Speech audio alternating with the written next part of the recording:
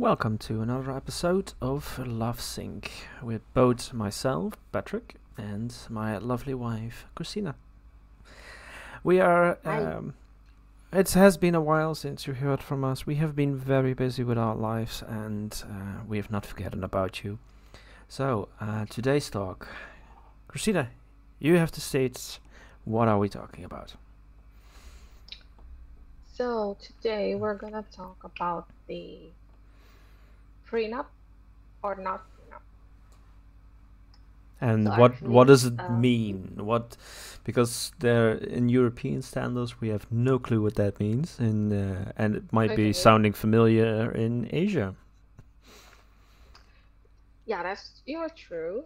That's in Asia. I mean, maybe I'm talking about in Indonesia because I'm living in Indonesia. So, um, if Indonesian married a foreigner, then a prenup it's must thing to do if you still want to like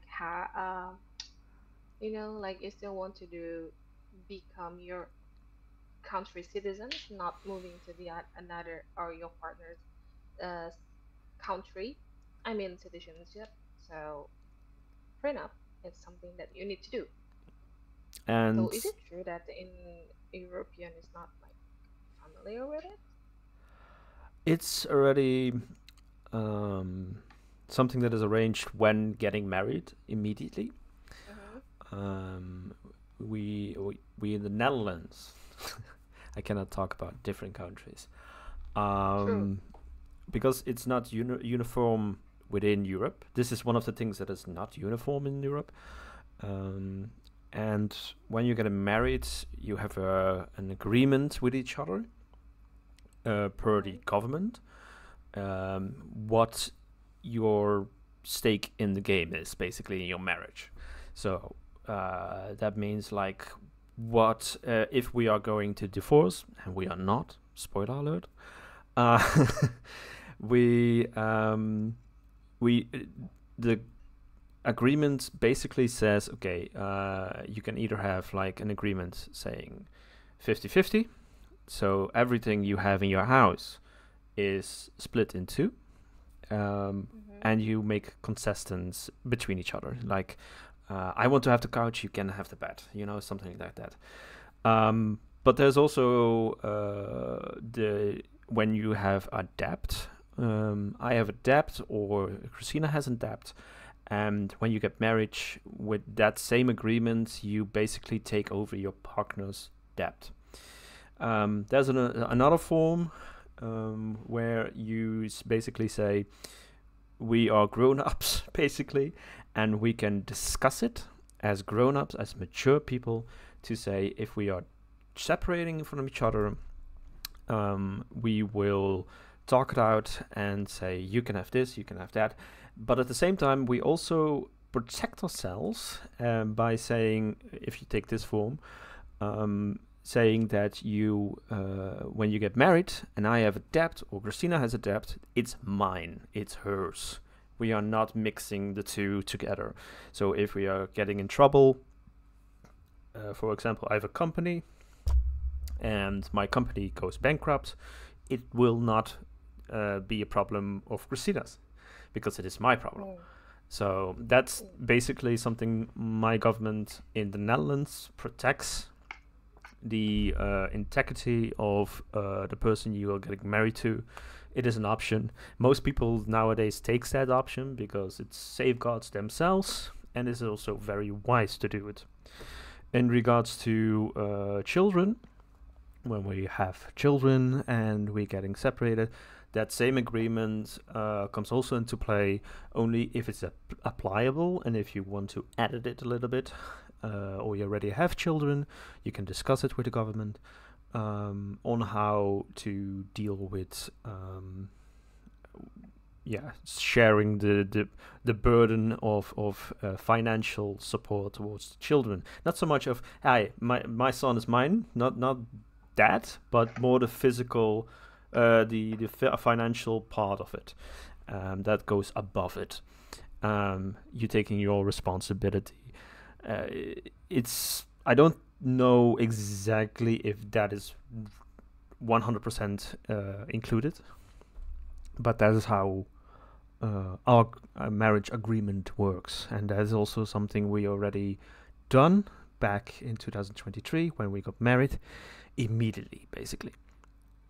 This, what the print out or print up that we did in Indonesia, is slightly different. Yeah, that's true. So, in other words, I can say that in European, it's not a must thing to do for prenup, right? Mm-hmm. It's just like if you want to do it, you can, but if you don't want to do it, you're not obligated to do it. But you So, but are it's attached to mhm, strings of possible outcomes that will be in your disadvantage because you don't have it mm, on paper. yeah, but that's also not related to the government. I mean, like Those are it's personal. more like it's agreement between the partner, Mm-hmm. right? So it's not, it doesn't have a connection with the government. But in Indonesia, we do have a different um, regulation about it. So actually, the prenup is meant to be to make in related to government.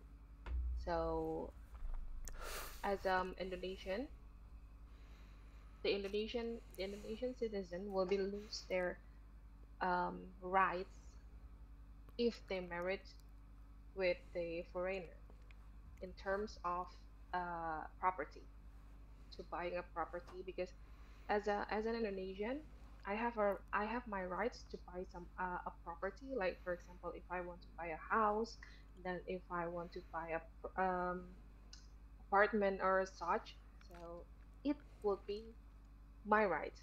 But when they married to a foreigner, like in this case we're married, so actually if I lose my rights to have the property, to buy a property. So because there is a regulation um, in Indonesia that foreigner not allowed to have to buy a property in Indonesia, but because I'm married to you, or maybe other people's married to the foreigner, then it they will be lose their rights because it will be like together asset. So after marriage, the asset that we bought after marriage, it will be together, right? Mm-hmm. So it's we separate the asset before marriage and then the asset that we get in marriage term. So if you bought if we bought the asset after we marriage with foreigner, like for example, maybe I can say in this case, if I married, not if I'm already married. So when I married to Patrick, and then I lose, I automatically lose my rights to have to buy a property in Indonesia after I registered our marriage in Indonesia. But this prenup, it's a must thing to do if we still want to have a property in Indonesia. Why? Because I still want to be an Indonesian citizen, and Patrick will be still and the Dutch citizen, Netherlands citizen as a Dutch. So it means because I don't want to lose my rights and I still want to have my property in Indonesia after we marriage. So I need to make the prenup. It's That's also the future proofing. People will be asking, but hey, most likely thinking like, hey, wait a minute, you are married to a Dutchman. Why are you not going to? You going to live in Europe? Why you want to mhm. stay? Have the ability to buy something, and it's future proofing for us. We already discussed this. We already discussed the options about what our future will be, and we already agreed with the fact that we want to have a life here in the Netherlands. We want to build that up, but later in the future, we want also to buy a house back in Indonesia where we will move to in the future. Not right now, but in the future. No, And I mean, it, yeah, we still don't know about the future, but the case is like because we still don't know what will be happen in the future, mm, and then I'm currently I'm I'm still want to be an Indonesian and not move, not become a Dutch citizen. Even though, yeah, maybe one day I will be moving to the Netherlands, and then maybe one day also Patrick will be moving to Indonesia. We don't know yet, but that's why we need to like thinking about every possibilities that we can we can do right now. So, but Hmm. currently, I know that I'm not moving to. I mean, like I'm not becoming a Dutch citizen. She So is moving until towards the Netherlands, just for the confirmation. She is, but that's a work in progress. I will, But it's more like yeah. she doesn't But want to be a Dutch citizen right now because she will lose her rights as an Indonesian yeah, citizen. Because the Dutch do allow dual citizenship, Indonesian does not. That's the downgrade no, of it. yeah. And also because my family and my friend is still like in Indonesia, so I know that I can like visit them anytime. But I think to move and then to become a Dutch citizen, it's another. Level. There's a lot of thinking and process, and then Yeah. it's not easy to move to become a Dutch citizen. Yeah, that's for sure. So currently, I'm not thinking to go that way first because we still need to build our life first. So we're thinking about a lot of possibilities that we can do in both countries, Netherlands and Indonesia. So currently, um, the first thing first is to make the Prenup. prenup, and then we're back to the topic is prenup, and then the prenup itself is like to protect my rights and Indonesian citizens' rights to still have a property even though we're married with the foreigner. So it's a must thing to do if you still want to have your rights. If you don't want, if you didn't want, if you didn't thinking to buy a property or to have it, or maybe you want, yeah, one day I will move I will move abroad and then I will move the cities, become their citizen. You might not uh, bother to think about the prenup, but if you still want to have that right, you need to make a prenup. It's prenuptial agreement. It's like premarital agreement. It's between you and your partner, and then also the government that every properties that you bought, it's under your name. It's not become your partner, which is a foreigner uh, asset. So Okay. it will be still on your under your name. Okay. So So how to get a clarification for people that are foreigner and going to have to deal with this as marrying to, in this case, an Indonesian. What kind of process can they expect? What in a government organization will they be involved with, or mhm, what needs to be done to get this paper? yeah, so it's another level of documents that we need to do after to register the documents, the marriage documents. It's also, yeah, there's a lot of paper as Indonesian that need to register and then to prepare. So before that, before I answer that, actually, we didn't make the prenup because currently, as after I do have a friend that work as Lawyer. notaris. Mm-hmm.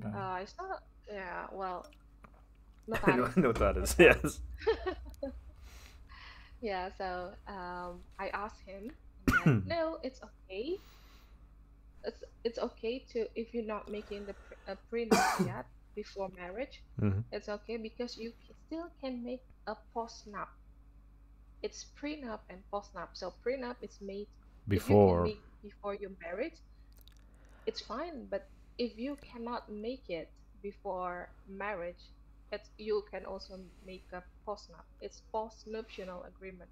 It's you make that after you two guys getting married. Mm-hmm. So it's also fine. So you can make it in the lawyer office and then notaris, PPAT in Indonesia we call it. So it's also possible to make after marriage. Don't worry, but don't make it too long. Don't wait it too long.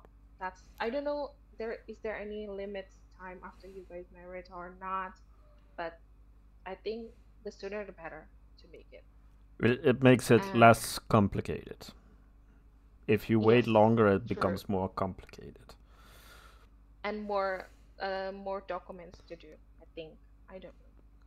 But so we start with the process is I contact my notaris, my friend, and then I ask him what is the requirements to make it. The requirement is your is the ID, KTP, both. Um, Me and Patrick also do that. So you and your partner, and then your marriage license from both countries. So I did the I give the Dutch license to marriage, and then also the Indonesian one, the from the embassy, and then also from the catatan sipil. So I will say it in Indonesia.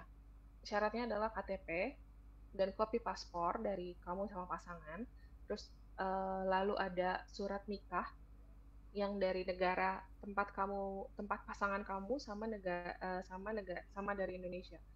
Kalau kamu nikahnya di luar, berarti kamu harus ada dari KBRI, dari embassy, dan juga harus dari tanda lapor di catatan sipil. Uh, After that is I think that's all, yeah. I think that's all. That's the requirement. That's the old requirement. And then after that, you just need to make sure your partner is in Indonesia because you need to make it in Indonesia So yeah. because that's a Indonesian regulation. So you need to be your partner and you need to be in Indonesia and then to go to that lawyer office. Sorry, she sorry, something accident. happens. So because I'm so excited. Hmm. So basically, yes, I was Yeah, last year there,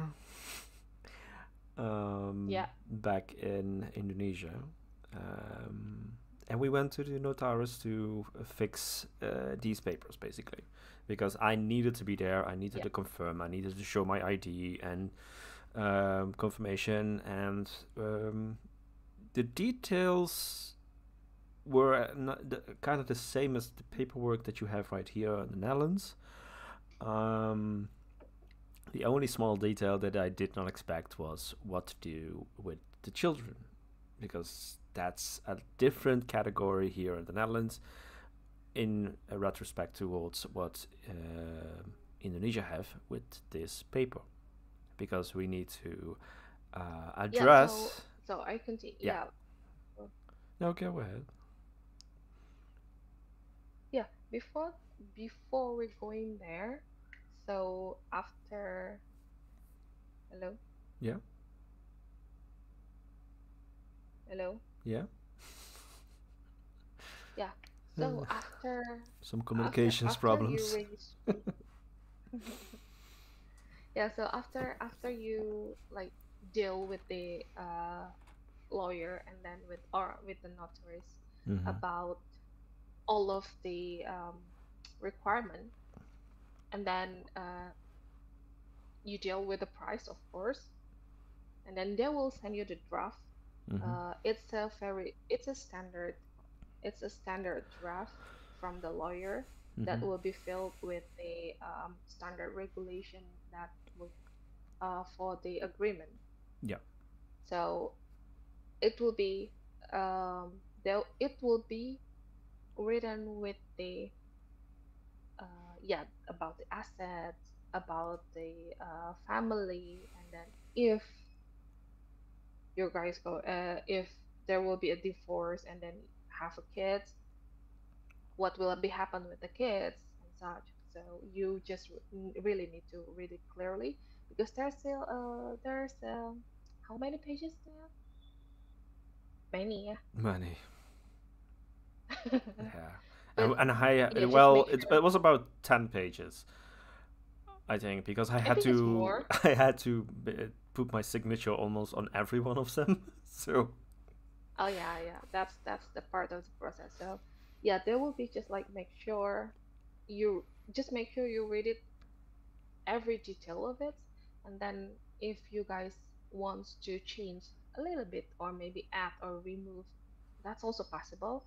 That's why after you make an appointment with the lawyer, after you read all of the paper, you just need to meet the lawyer, and then they will ask you, okay, they will read it as usual, they will read it in front of you, and then they will ask you, did you agree with this or not, both of you. So okay, and then they will ask uh like for example back then, Patrick asking a few questions, and then there was a discussion between us. So because there's a few concern in that terms for us, like for example, um the divorce, and then the kids, and then who will be take care of the kids uh if both of us dead or maybe divorce, and then what will be happen. So you need to answer, you need to prepare the answer because they need to write it on the paper. Hmm. So before you going to the lawyer, just make sure you have every answer that they need from you, and both of you is agreed. And then also Patrick back then adding a few, uh, there are a few things, yeah, I think, but we cannot say it in here because it's secret. It's a privacy thing, So yeah, yeah, that's but true. But it's to mhm, safeguard ourselves, but also our future family. Um, yeah, yeah. but I always just like make sure they're written as it will be a separate asset. If I have an asset in Indonesia after we married, that will be under my name, and that will be mine, even though we bought it together. So it's still under my name. So So yeah, there's a little clause about that, and we are nearing the end of this podcast. But the one thing that I was surprised about is that before we got married, we Christina already has an asset. I have an asset, and asset is a really broad term in Indonesia. An asset can mean yeah, a house, it can mean a holiday house, it can mean, but also can a mean like car. a car indeed. And I already have a car in the Netherlands, and it's mine. But the moment that after this agreement is made, and you have an asset, buy a new car, buy a new house, get a different asset, you need Christina needs to inform the Indonesian government about this asset. It's Yeah, formality, but it needs to be done. yeah. But also, I also need to tell them that, hey, I have this prenup, so there there won't be any reason for you to not allow me to have a property. So Mm. this is the power of the prenup or postnup. So when you after married, like for example, next week we want to buy an apartment in Indonesia because I already stated as a married with foreigner, and then they have no rights to not allow me to buy an apartment under my name because I have those prenup, postnup, sorry. But if you don't have it, then you're not allowed to have to buy it. That's the difference. But I can make sure this only happen. I mean, like this only um this prenup, this paper that we made in Indonesia, it's only available in Indonesia. You cannot use it to the Netherlands. It Netherlands won't have a work. different It's only, governmental yeah, system and everything, so it's yeah. not like, So oh, Indonesia has this paper and then the Netherlands will be, yeah, good for you, but and yeah, it won't work it's not here. it's not an automatic, it's not automatically work in the Netherlands. It's only work for Indonesian government. But after you got your copy of the prenup, you will get it from your lawyer, and then you just need to like don't forget to sign and then follow all of the rules what the lawyer said. And then after you got it in your hand, you have one another task to do before it's valid to the government. So you just need to register your prenup to your dukcapil, to your like gemeente, like a province Your city. government. Yeah. Uh, yeah. So you need to register it in your dukcapil. And this counts Dukcapil, for we call it. Indonesia, not for foreign Yeah. countries. So Yeah. I don't have to do anything about this. This is Yeah. something that Christina had to This is the do only in information. Jakarta. Yeah. Yeah. So I back then we both went to the lawyer, and then after we done with Notaris. every paper with the notaris, and then I got the copy. There's a few copy of it, and then after that I need to register in dukcapil. Mm. Di Abis itu aku register ke dukcapil, and after that it will be valid in this country, in Indonesia. So there's no matter what, no matter where I bought, like for example, I bought a villa in Bali, I only need to show it after I register, and then you will get the paper. Mm. It's the proof that you already reported to your dukcapil. So you just make sure keep it in um, very secure places, and then when where you not forgot. So that will be done. But So if you don't register it to your dukcapil, that prenup or postnup, it will be valid between you two, your and your partner. so So you. to wrap it up a little bit because we are running out of the time. Mhm. Um, if you are an Indonesian citizen and you want to go marry a foreigner, and you want to keep your rights to buy property or assets in Indonesia, Mm. you need to get this paper. If you're not, Yeah. if you have a future to go to a foreign country and you have no interest in getting these assets, this is not really the important podcast you need to learn of listen to right Yeah. now. This episode, at least, the other episodes you can listen. um, and disclaimer: I'm just going to put this because this is a recurring question that we get a lot on our TikTok and on YouTube. Is that this is information we know of Indonesia. This is what information we know about the Netherlands. We do not know about the regulations and law Yeah. giving in USA or Germany or something like that. These countries are different. They have a different working standard, and especially with this pre-op, Europe is Prenup. very divided on this because every Mm. marriage has a different law and a different setup. So keep that in mind. Yeah. Hopefully, we can do more podcasts in the future, but we are very busy people and we try our best to make these podcasts available to you. Leave a comment and a like, and hopefully, we will see each other or listen each other in the future. Until then, bye bye.